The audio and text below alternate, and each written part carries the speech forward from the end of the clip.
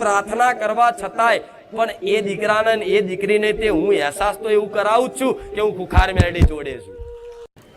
રોજ જગાડવાનો પ્રયાસ એટલે કરું છું કે રોજ આવો છો ને અહીં હોનાની ખોળ પડી જોડે લેડો લૂંટવા. હા છે લઈ જાઓ. અહીં કૃપાની ખોળ છે, લઈ જાઓ. જેટલી લઈ જાઓ એટલી લઈ જાઓ.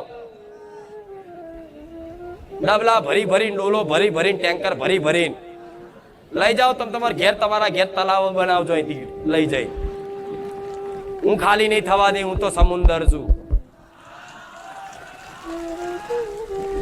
પણ આ તમારા આટલા આવા જબરા પરચા આલીને કામ કેમ કરું છું? કામ એટલે કરું છું કે કઈક કરતા કોકનું કામ કરીને વિશ્વાસ તો આવશે મારી પર. અને વિશ્વાસ આવશે તો પછી મારા પારે આવતો જતો રહેશે. અને આવતો જતો રહેશે તો મારી આ વાતો પ્રવચન હોભરતો થશે. અને હોભરતો થશે ને અને જીવનમાં કદાચ હો વાતોથી કદાચ 10 વાતો જીવનમાં ઉતારશે ને અને તમે સુખી થશો ને એમાં હું આનંદિત થઈશ, પ્રસન્ન થઈશ. મારે પ્રસન્નતાથી બીજી વિશેષ કોઈ વસ્તુની મારે જરૂર નથી.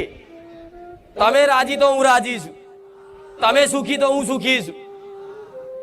કેમ કે તમે મને માં કહો છો તો ગોળા હું તમને મારા દીકરા માનું, મારી દીકરી માનું. ભલે પેઢી જુદી છે, વંશ જુદા છે, પણ તમારા ઘેર માં બેઠીને એની જ માં બેઠી છું અહીં.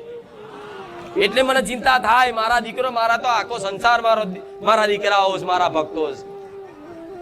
હું તો એટલી કરાણોમાં છું કે તમારું નહીં આખા જગતનું ભલું થાય એ મારી ઈચ્છા છે, મારી તો આશા છે. જે મારા પારે નહીં આવતા એને ભગવાન સુખી રાખે. હું તો એ પ્રાર્થના કરું મારા રોમમાં કે મારો જે વિરોધ કરે, મારી જે ખોટી વાતો કરે, મારી નિંદા ફેલાવો ને ભગવાન એનું હારું કરજો. જાઓ એને સુખી રાખજો, એની પર કૃપા રાખજો, એને કોઈ તકલીફ ના પડે. મારા રોમને એવી પ્રાર્થના કરું છું. કેમ કે કોમલ હૃદયવાળી, વિશાળ હૃદયવાળી માતા છું. પણ મારા દીકરાની ભક્તિથી, તમારા લાડ પ્રેમથી છે ને મને મેરડીને ગુસ્સો નહીં આવતો હવે. કેમ કે પ્રેમથી તમે મને હેતથી વશમાં કરી લીધી. નકર હું ખુખાર મેરડી છું ગોળા. તમારી ભક્તિથી, તમારા હેતથી કદાચ મને મેરડીને ક્રોધય નહીં આવતો. સમ ના આવે કે આટલો બધો કદાચ વાલ મને માતાને મળતો હોય, આટલો બધો હેત મળતો હોય, આટલો બધો મને માતાનો પ્રેમ મળતો હોય, તો પછી કોઈ ગમે તેટલું બોલે ને તો મને અસર થાય. કેમ કે તમારા એ વાલમાં, તમારા એ ભાવમાં જ મને એટલો આનંદ આવતો હોય ને તો કોઈ ગમે તેટલી ગારો બોલે ને તે આનંદમાં ભંગ પડે.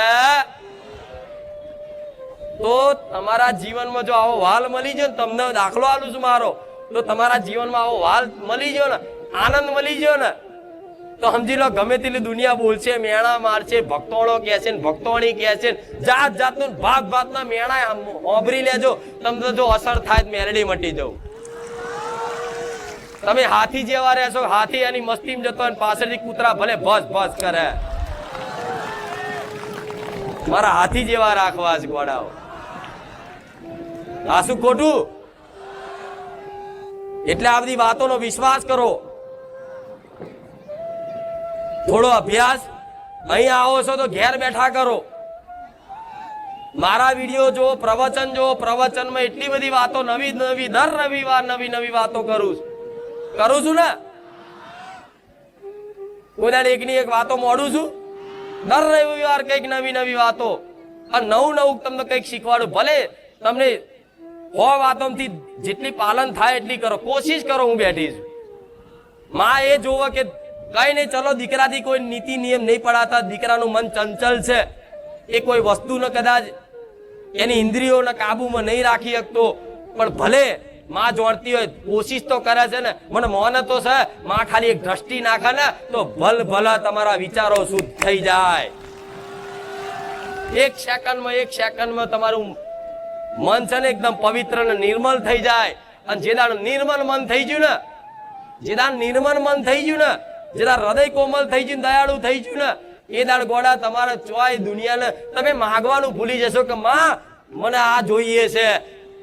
તમે માતા હોમેથી હાલશે ગાડી, લે દીકરા ગાડી, લે દીકરા ઘર, લે દીકરા મોન સન્માન, લે દીકરા રૂપિયા, તારે તમને એવું લાગશે કે માં આ ગાડી આલીને તું મને લલચાઈશ નહીં, આ ઘર આલીને તું મને લલચાઈશ નહીં, આ પૈસા આલીને મને લલચાવો નહીં, મને તો મારો તારો માં પ્રેમ જોઈએ છે, તારા શરણ જોઈએ છે, તું ગાડી બાડી આલીશ તો હું રાજી નહીં થવાનો. આ ભક્તિ છે. હવે માતાજીને આ બધું આલવું હોય, એક વખત એની બાજુ ગોળા સન્મુખ તો થઈ